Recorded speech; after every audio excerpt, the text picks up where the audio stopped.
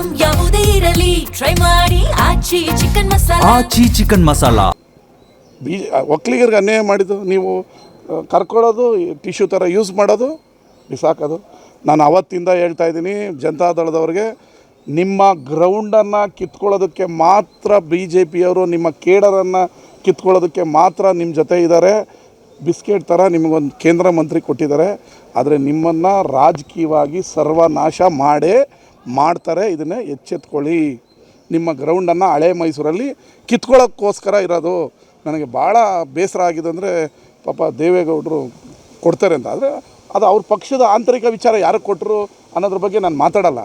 ಆದರೆ ಹಿರಿಯರು, ಸಂಭಾವಿತರು, 70 ವರ್ಷ ರಾಜಕಾರಣವನ್ನು ಮಾಡಿದಂಥವ್ರು ದೇವೇಗೌಡರಿಗೆ ಟಿಕೆಟ್ ತಪ್ಪಿಸ್ತಾರೆ ಅಂತ ಹೇಳಿದ್ರೆ ದೇವ್ರು ಒಳ್ಳೇದು ಮಾಡ್ತಾರೆ. ಇರಲಿ, ಅದು ಆ BJPಯವರ ಆಂತರಿಕ ವಿಚಾರ. ನನಗೆ ಸರ್, ಮೋದಿಯವರು ಎಲ್ಲೋದ್ರೂ ಕೂಡ ದೇವೇಗೌಡರ ವಿಶೇಷವಾದ ಗೌರವ ಕೊಡ್ತೀವಿ ಅನ್ನುವಂಥದ್ದು ತೋರಿಸ್ತಾ ಇರ್ತಾರೆ. ಅದು ನಾಟಕ, ಪಿಕ್ಚರ್, TV, ಫೋನ್, ವಿಡಿಯೋಗೋಸ್ಕರ ನಟ ಭಯಂಕರರು. ಅದು ನೋಡ್ಕೊಂಡು ಮಂಡ್ಯ ಜನರು ನಿರೀಕ್ಷೆ ಮಾಡಿದ್ರು. ಮಂಡ್ಯಗೆ ಚಪ್ಪಡಿ ಕಲ್ಲು ಎಳೆದಾಯಿತು, ಒಕ್ಕಲಿಗರನ್ನ ಮುಗಿಸಾಯಿತು BJPಯವರು. ಸುಮಲತಾ, ಅಂಬರೀಷ್ ಕುಟುಂಬ ಅಂದರೆ ಏನು ರೀ? ಏನು ಅಂಬರೀಷ್ ಕುಟುಂಬ ಅಂದರೆ ಏನು ತ್ಯಾಗ ಮಾಡಿದ್ದಾರೆ ಅವರು? ಅವ್ರಿಗೊಂದು ಟಿಕೆಟ್ ಕೊಡೋಲ್ಲ, ಅವ್ರನ್ನೊಂದು ಗೌರವತಾಗಿ ನಡೆಸ್ಕೊಂಡಿರೋ. ಇದು ನನಗೆ ಆಂತರಿಕ ವಿಚಾರ ಅಲ್ಲ. ಆದರೆ ಅಂಬರೀಷ್ ಅನ್ನೋರು ಮಂಡ್ಯದ ಆಸ್ತಿ. ಅವರು BJPಗೆ ಹೋಗಿದ್ದಾರೆ, ಕಾಂಗ್ರೆಸ್ಗೆ ಬಂದಿಲ್ಲ. ಸುಮಲತಾ ಅವ್ರು ಗೆದ್ದ ಮೇಲೆ ಕಾಂಗ್ರೆಸ್ ಬಂದಿಲ್ಲ, BJPಗೆ ಹೋಗಿ ಅವನು ಯಾವ ರೀತಿ ನಡೆಸ್ಕೋಬೋದಾಗಿತ್ತು. ನಾನು ಈಗ TV ನೋಡಿದೆ, ಬೇಸರ ಆಯಿತು.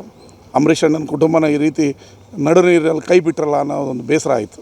ರಾಜಕೀಯವಾಗಿ ಹಿನ್ನಡೆ ಆಗ್ಬಿಡ್ತದೆ ಅಂತ ಇದು ಮುಗಿಸಾಯ್ತಲ್ರಿ, ಇನ್ನೇನು ರೀ ಹಿನ್ನಡೆ? ಮುಗಿಸಾಯ್ತು.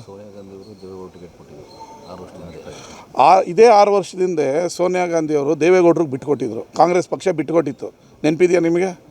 ಮಲ್ಲಿಕಾರ್ಜುನ್ ಖರ್ಗೆ ಅವರು ಮತ್ತು ದೇವೇಗೌಡರನ್ನ ಎಂಥ ಗೌರವಯುತವಾಗಿ ನಡೆಸ್ಕೊಂಡ್ರು. ಪಾರ್ಲಿಮೆಂಟಲ್ಲಿ ದೇವೇಗೌಡರು ಸೋತಿದ್ರು. ಆವಾಗ ಇವರ ಅನುಭವ ನಮಗೆ ಬೇಕು ಅಂತೇಳಿ ಕಾಂಗ್ರೆಸ್ ಪಕ್ಷ ದೇವೇಗೌಡರನ್ನ ರಾಜ್ಯಸಭೆಗೆ ಮೊನ್ನೆ ಇನಾಮನೈಸ್ ಮಾಡೋದ್ರಲ್ಲಿ ಕಾಂಗ್ರೆಸ್ ಪಾತ್ರನೂ ಇದೆ. ಇದನ್ನು ಅವರು ಜನತಾದಳದವ್ರಿಗೆ ಹೇಳಿದ್ರೆ ಹೊಟ್ಟೆ ಕಿಚ್ಚು ಮಾತಾಡ್ಬೋದು. ಇದಕ್ಕೆ ನಾನು ಮಾತಾಡಿದ್ದಕ್ಕೂ ರಿಯಾಕ್ಟ್ ಏನಾದರೂ ಮಾತಾಡ್ಬೋದು.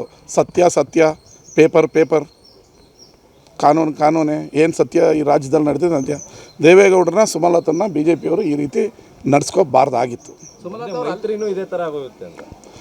ನೋಡೋಣ ಏನಾಗ್ತದೆ. ಅವ್ರು ಅಬ್ಬಿಕೋ ತಪ್ಪಿಕೋ ಅಂದ್ಕೊಂಡಿರುವಾಗ ನಾವ್ಯಾಕೆ ಅವರ ಮೈತ್ರಿ ಬಗ್ಗೆ ಮಾತಾಡಬೇಕು? BJP ನಂಬ್ಕೊಂಡಿದ್ರು ಮತ್ತೆ ಮುಂದೆನೂ ಅಷ್ಟೇ ಸರ್. ಅವ್ರು ಅಲ್ಲೇ ಕಂಟಿನ್ಯೂ ಆಗ್ತಾರೋ ಏನೋ ನನಗೆ ಗೊತ್ತಿಲ್ಲ ಅದ್ರ ಬಗ್ಗೆ.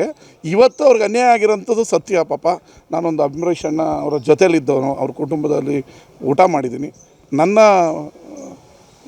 ಅನಿಸಿಕೆಯನ್ನು ವ್ಯಕ್ತಪಡಿಸೋದು ನನ್ನ ಧರ್ಮ, ನಾನು ವ್ಯಕ್ತಪಡಿಸಿದ್ದೀನಿ. ಧನ್ಯವಾದ ಸರ್.